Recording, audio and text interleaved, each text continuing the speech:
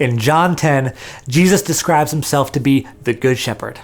Back then, being a shepherd was hard work, and it usually wasn't the most glamorous job either. But still, Jesus uses metaphors to talk positively of shepherds, where he calls himself the Good Shepherd, and later, leaders of the church were called pastors. And this comes from the root word for shepherd.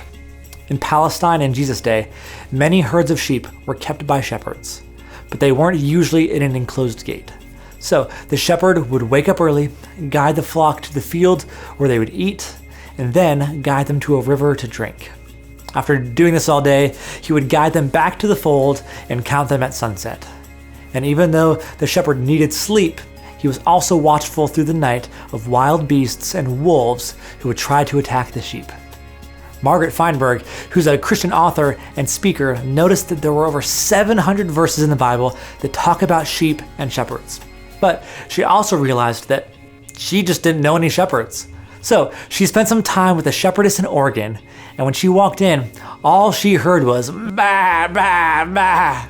But the shepherdess, just by hearing the crying voice of one of her sheep, would turn around and be able to identify exactly which sheep she heard. Then she would call the sheep by name and find out exactly what was wrong. See, this gives us a window into just how much shepherds really do know and care for their sheep.